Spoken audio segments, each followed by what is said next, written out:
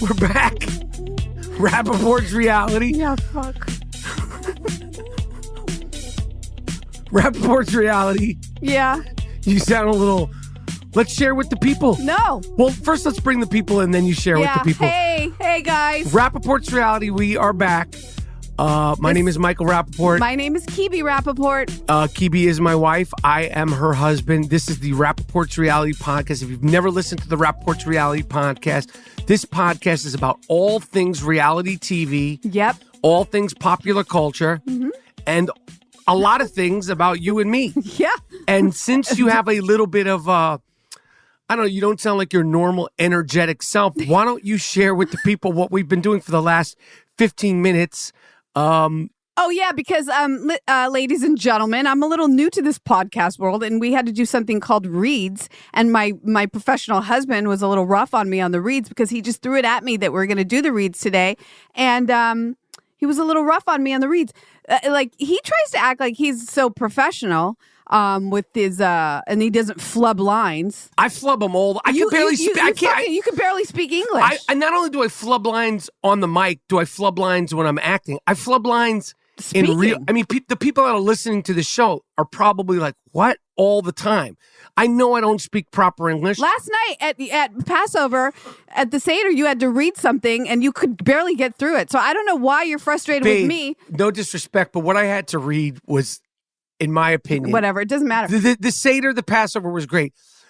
Why are you so frustrated with me right now? You know that this is like a whole thing, and you're just like being a dick about it. Okay. Why do you get so frustrated? I just wanted to get it done. I don't like doing Who cares? reads. I know. So this is about you. You're projecting once again. Don't project. This is the podcast people want to see. No, and to be honest, if we had kept the mics going the whole time, people would be like, "This is no. I don't like it. I like to keep calm. By the way, I'm on a break right now in life. In general, from all things like heavy. We're in Connecticut. I like to work out. I'm trying to eat healthy. How's that going? It's not going well at all. How is that going? It's really horrible. I'm not eating bread because that's what we do, but I'm eating I think that's a great thing. I think the world should celebrate Passover because that's a 7-day break from bread. Yeah, but they shouldn't eat 3 bars of chocolate. That's the problem, because if you don't eat the bread, whatever, but you eat everything else. I'm struggling emotionally for some reason. Not emotionally. I sound like Michelle Obama in her big depression. I just don't feel like eating healthy right now. I don't know if my meds are all, I don't know what's happening, but I just feel like eating sugar all day long. Do you want to share with our listeners? I don't want to blow you up. You just did. Do you want to share with our listeners some of the things you've eaten? and because you went to Trader Joe's the other day to get healthy things. And you said, "Babe, can you bring my purse upstairs?" And I said, "Sure." And lo and behold, I picked the purse up. Rattled. And I'm hearing jelly beans. Because there's 2 boxes of jelly beans in your purse, which number 1 wasn't why you went to Trader Joe's, and number 2, it made me feel like you were going to get the jelly beans and just eat them yourself. No. I was going to put them in my nightstand. Your nightstand. Us. Yeah, but no, usually we share. I share. Okay, and then what else did you get? Because I got chocolate.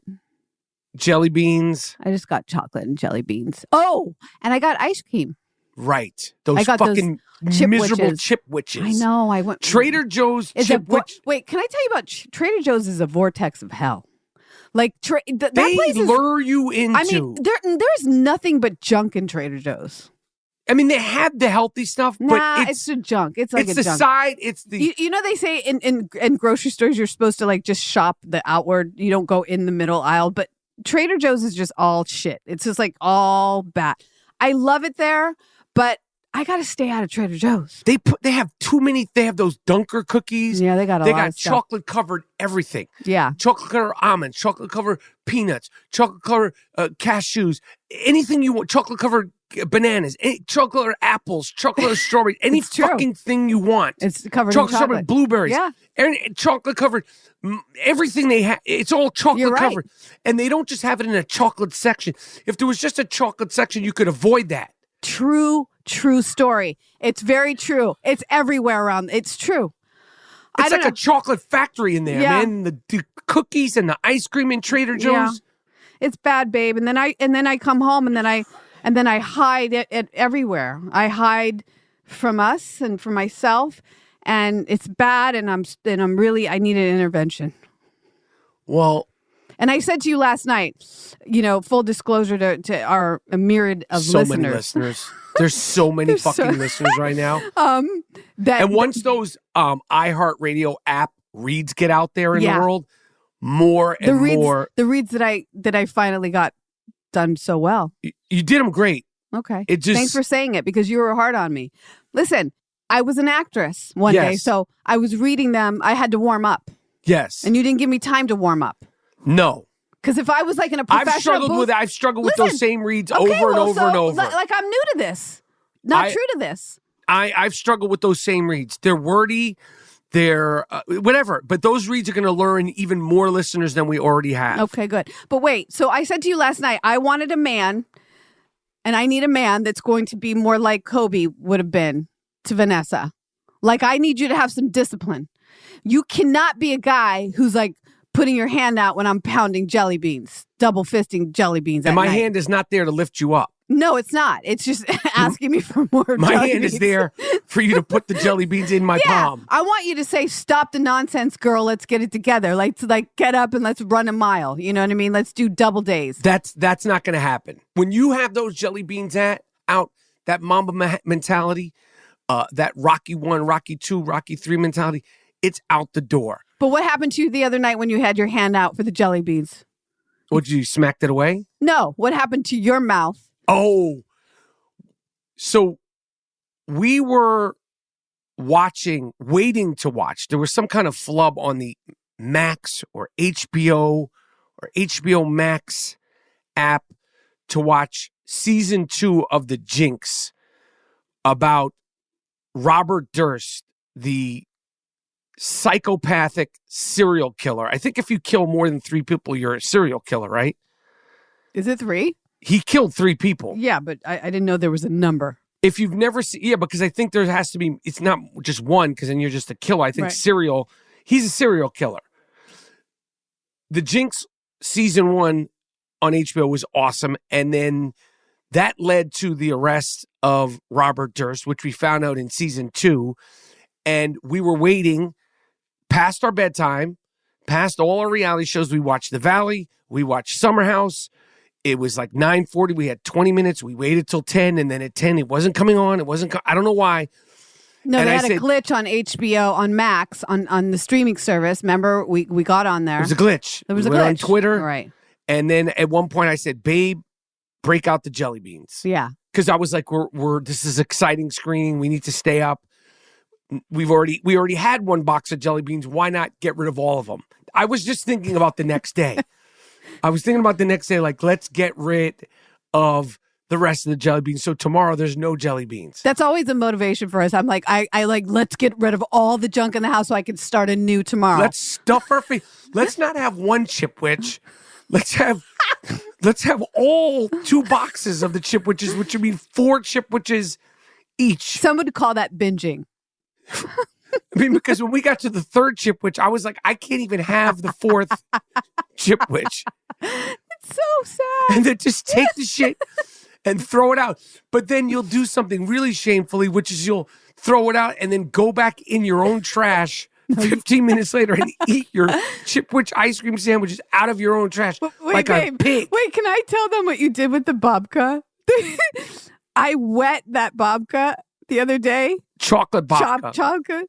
I wet it because I wanted to stop eating it. Like, I literally doused it in water and put it in the trash can. And then you went in the trash can and you reached in there and I saved your life. I would have eaten it wet. I was in such a like space. We're both in a state. We got to get out of it somehow. We need remember The Biggest Loser, like that show that was on? We need what's her name? Our girl, the girl I like so much. Gillian Anderson. We need her. We need her here. We need her to move in with us for like a month and just scream on us. Just call us all kinds of names. Like, because you get in the name call. You call yourself. I call myself names when I'm working out in the mirror. I do. I know you think it's negative. I don't like it. I don't care, babe. It really, so you fat slob, you pig. I do it. I say it. I sodo, like I say it under my breath because it helps me. It helps me. It keeps you going. That's your mama mentality. It is. It's my mom. It's my own personal mama. Anyway, while we were eating that 2nd box of jelly beans when the Jinx season 2, episode 1 finally came on. Can you tell them how it... I have to preface this. I have a chipped tooth. And 10, 15 years ago, I got the chipped tooth replaced. It was a molar. 3 weeks ago, the chipped tooth somehow came out. I couldn't go to the dentist. Blah, blah, blah, blah, blah. They put in a temporary thing. Blah, blah, blah, blah, blah. So when we went to the Jelly Beans, box 2 for episode 1, Jinx season 2, if you could follow what I'm saying, after 2 weeks of that fake chipped tooth replacement working, those Jelly Beans from Trader Joe's made the thing come out. So I was basically sitting there with a tooth missing, although it didn't hurt. I was nervous. I was nervous too. I couldn't feel anything. There's a little bit of a tooth there. Nonetheless, just in case, so everybody doesn't lose sleep, I got the tooth fixed. Yeah. I don't want anyone to lose sleep about my tooth.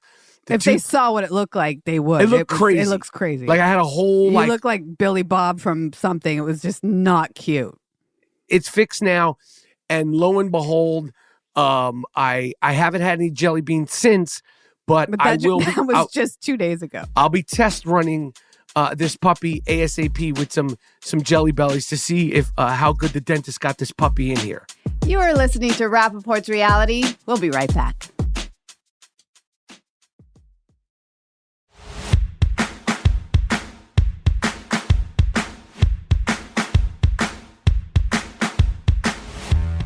Back to business.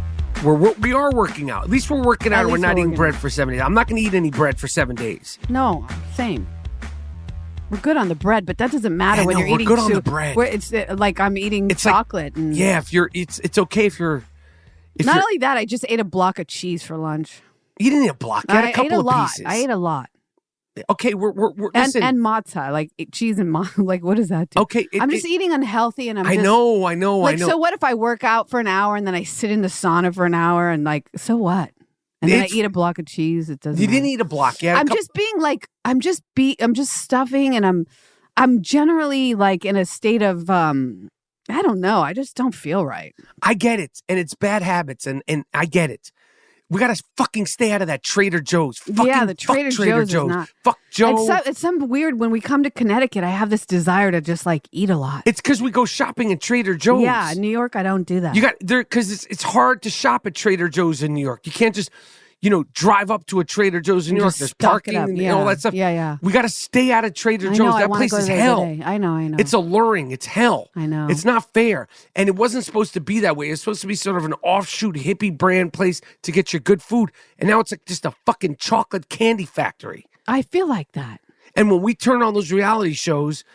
Man. It's like Pavlov's dog. Like when I hear that theme song to Vanderpump, now I want I want the Jelly Beans. It just turns it on. Yeah. Okay, now we didn't talk about this in real life. We did talk about it on the last Rapaport's Reality podcast, and this is the Rapaport's Reality podcast.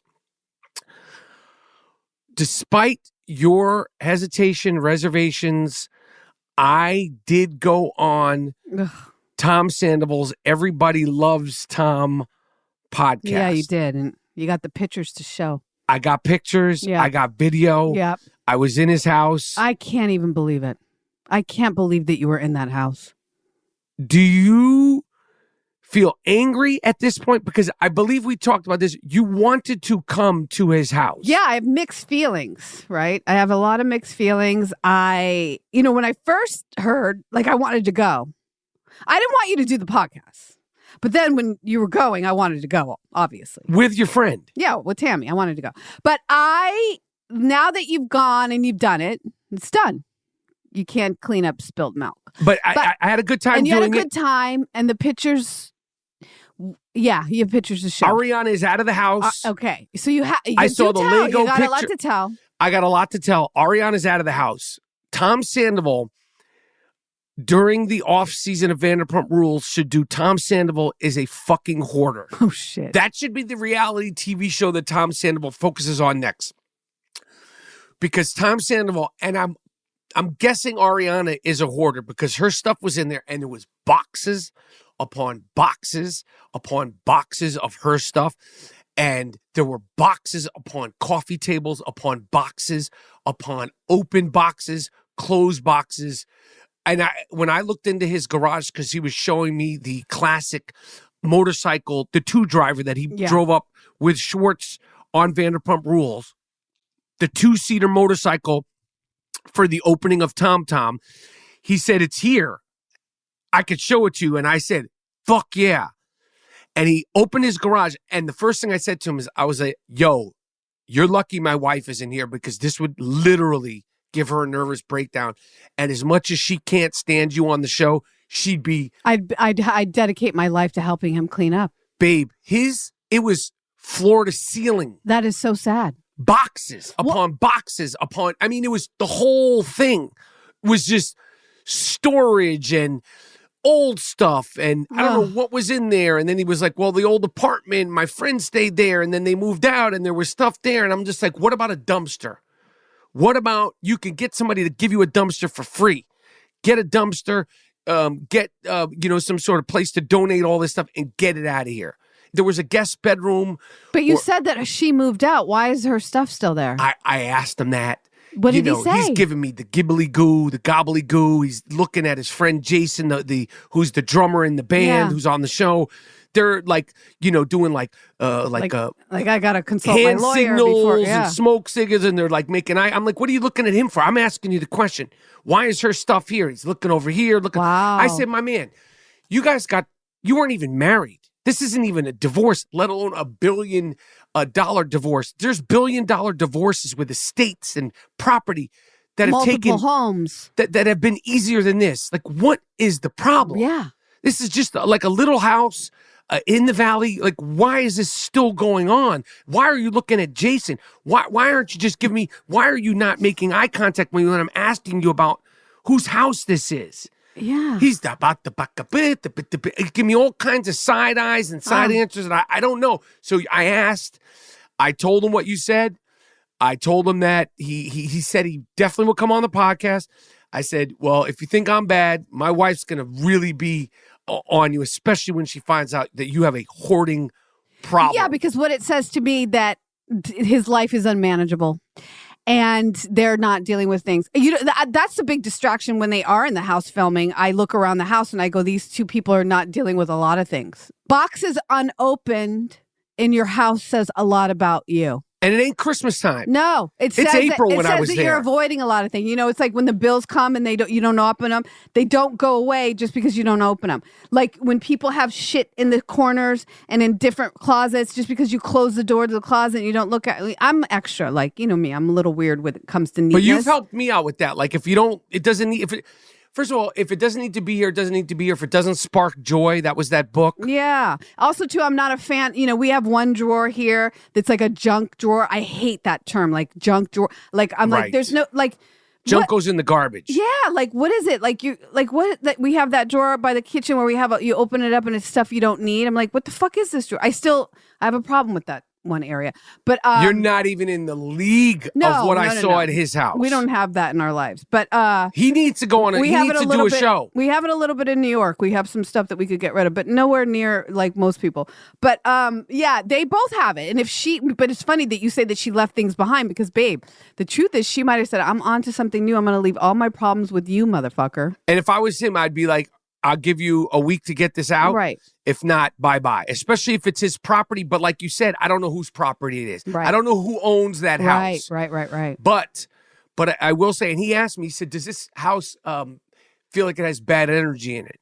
And I looked around and I said, I don't feel like it has bad energy in it because there's the door. There's that iconic big door that goes out to the iconic pool. And I said, you're lucky because that door brings in new energy, new air. It's a big door, and they have the front door, so it kind of flows. Yeah. So I didn't feel, and it didn't have like a weird smell. I thought I would have like sort of like a musty, college dorm. It didn't have any weird smells. Okay. And in general, listen.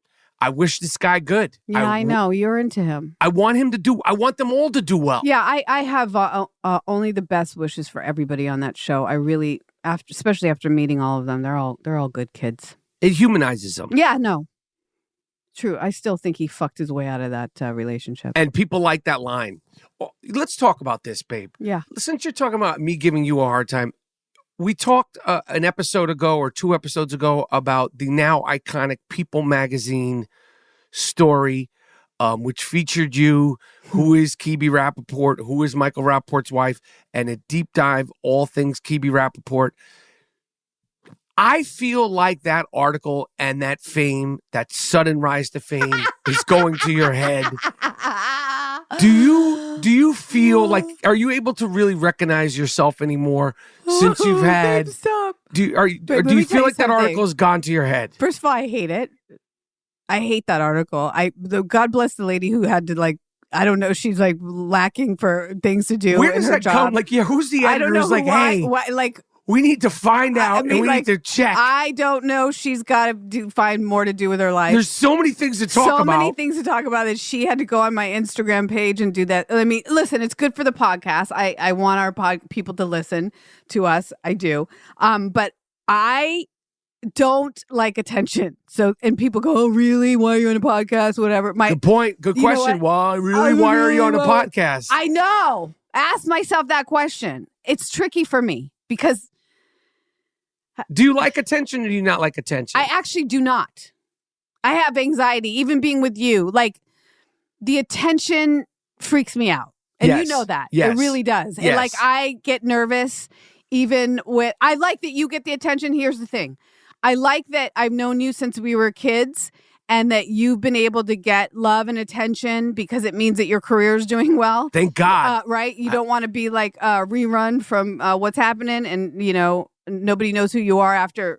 Not that no disrespect to rerun, right? But I'm just saying, that's a bad example because I think he, let's say your career's over. You know what I'm trying to say? Yeah, I got it. I'm saying you don't want to be a has-been. No. So it's good that you get attention, but when we're in public, I rather them look at you than me. Yes. I'm comfortable being this person of the Rapaport's. Okay. Well, and now I'm this person of the Rapaport's. That's wild to me. I don't want anybody to say who's Michael Rapaport's wife. Right. Do you know what I mean?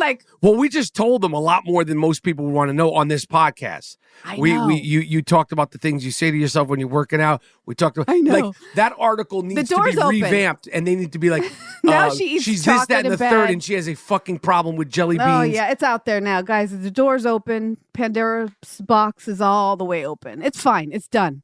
Listen, I started off as an actress. I wanted to be when I was a young person.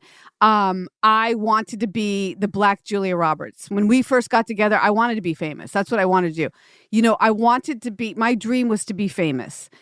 Straight up. I didn't want to be an actress. I wanted to be famous. Uh-huh. And why I wanted to be famous? Because I wanted to help the world. That's you ask my mom, ask my sister, ask the closest people to me, ask Danielle. They would say Kebe wanted, she was a young little girl. She wanted to be famous. And how I thought I was going to be famous is I thought I was going to marry a professional football player. Because I would watch. Well, who was in your sights? Was there a specific? It was a Ram, any Ram in one of the Rams. I like the Rams. You like the uniform? Yes, because my yellow, godparents, blue. I like the colors. My parents would, my godparents who helped raise me and my sister. We spent a lot of time with them. They watched the Rams, and I saw a Super Bowl. Yes. And they got the ring, and I thought, oh, that would be if I was the wife of a super. It was so. I was a very, very strange little 8-year-old. Listen, I was in love with Mary Lou Retton. Yes, when I was 14. We both so strange you have weird things. But I thought that if I was a famous wife of a football player, then I could do philanthropic work and I could help the world. So, but I thought. And yet here you are, where there's a fucking expose in People magazine going, who is Michael Rapaport's wife? So you didn't get there exactly as planned. But here I am, guys. Yet here we are. Here I am. So, yes. Yeah, here I am. Okay. All right, stay tuned. Rapaport's Reality. We'll be right back.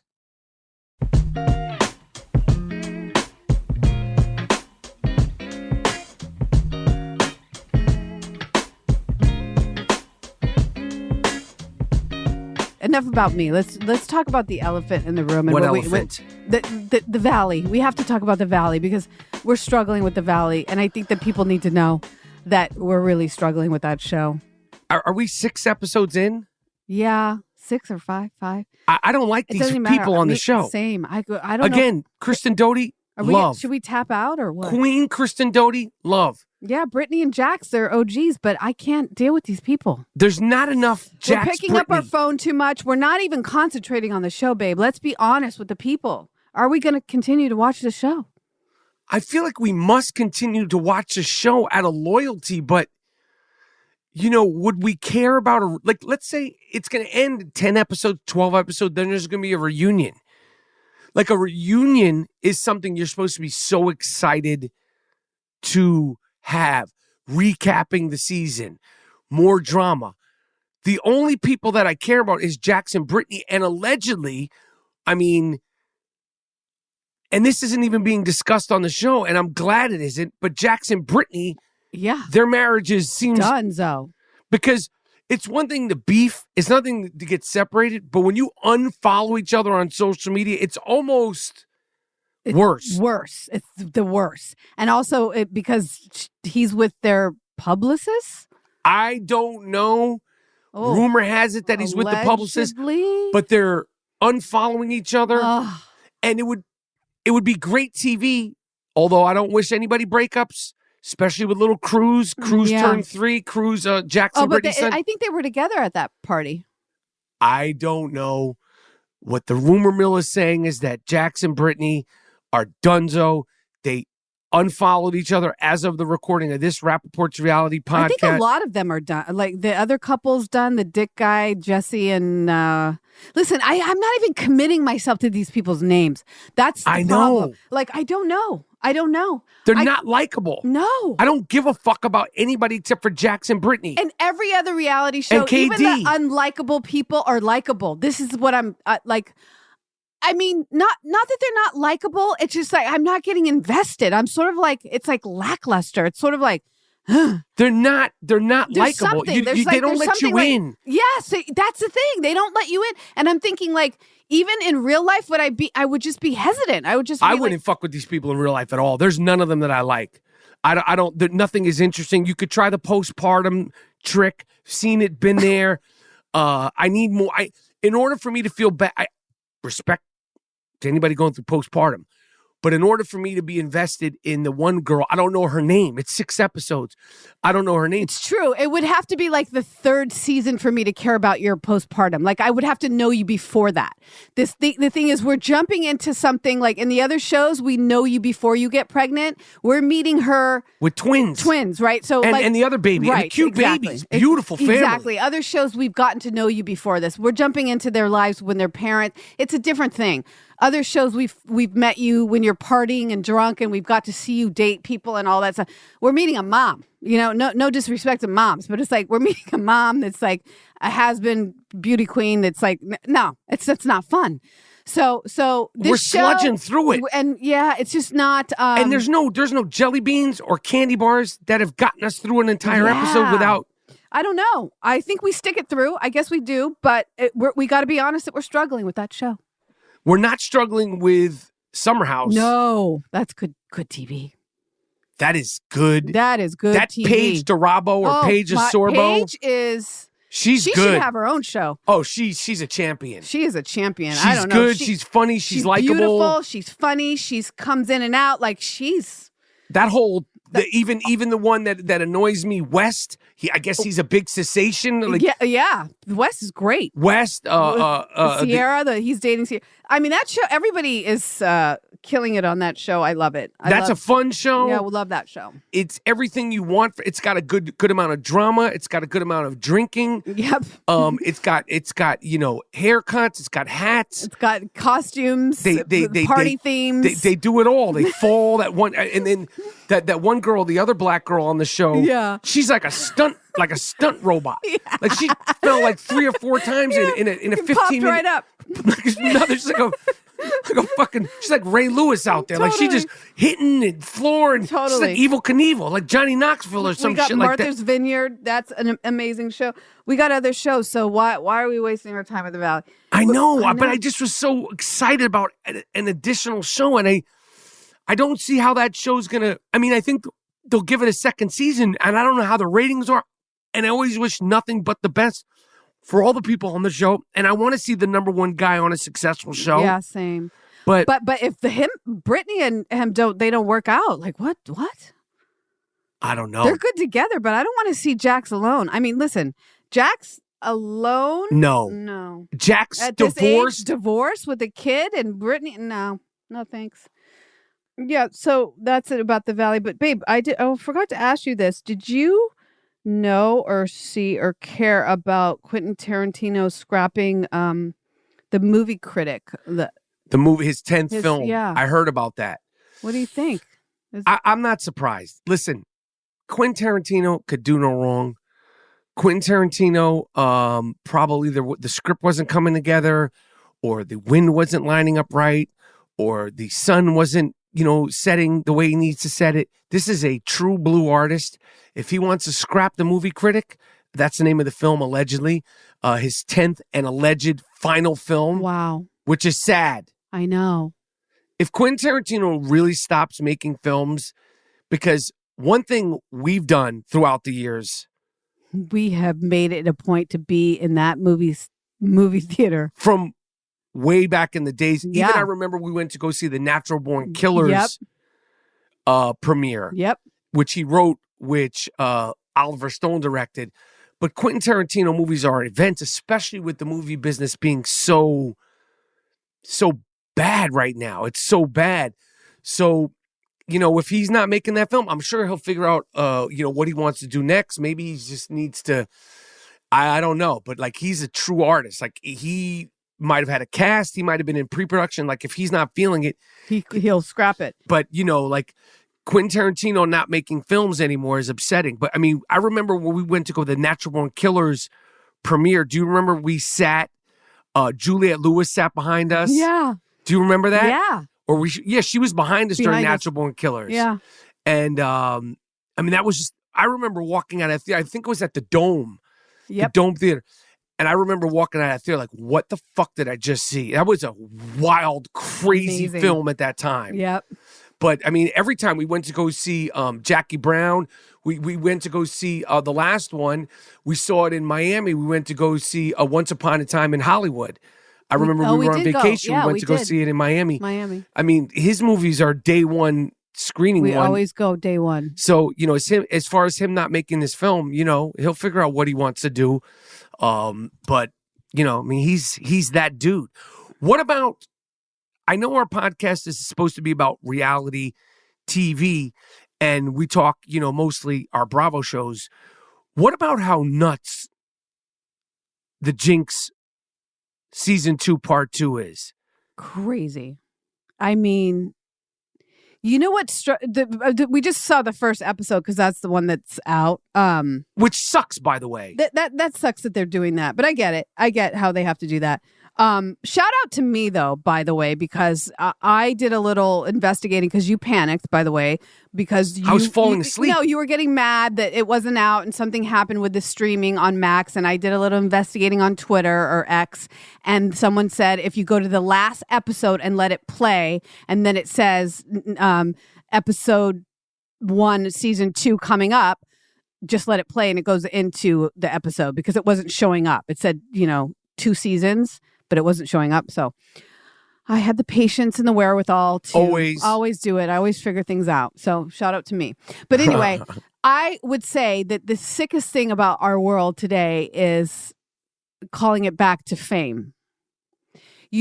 People are really crazy about this thing called fame. And we found this out early on. And I think watching the trailer for episode 2, we see that people, you didn't see because yesterday I saw on TV the trailer for episode 2. Man, babe, you're going to bug out when you see what's coming in the next episode. Because he had groupies. The guy, Robert Durst, Durst, of them. became friends and he with a played juror that inevitably found him not guilty on a crime that he clearly did. And then afterwards, yes, they remained friends. And he's not the only one. There's more friends? Oh, sickos in the world. In the next trailer, one of them says, hey, I don't really judge people who kill. Really? Yeah, sicko. We have a sick world out here, man. People are bananas. And fame is a motherfucker. Fame is just really wild. People act weird with fame. He used it to his advantage. He saw it. he saw it clear and he was like, oh, and he was cutting checks. Yo. So that's interesting. If you want a really twisted murder doc and chill, and you haven't seen it, go on HBO Max, watch the Jinx season 1. Yep. It is way out there. It Wild. is fascinating the way it unfolds, and it is fascinating how this profile of an alleged serial killer got convicted by participating in the documentary, and now they're doing season 2 because inevitably, if you've never seen the Jinx, he got convicted because of oversharing in part 1, season 1, and afterwards he went to jail because of that. They used that information that was shot, and season 2 starts off, and you're just like, your jaw, like some of the things off the top, you're just like, what?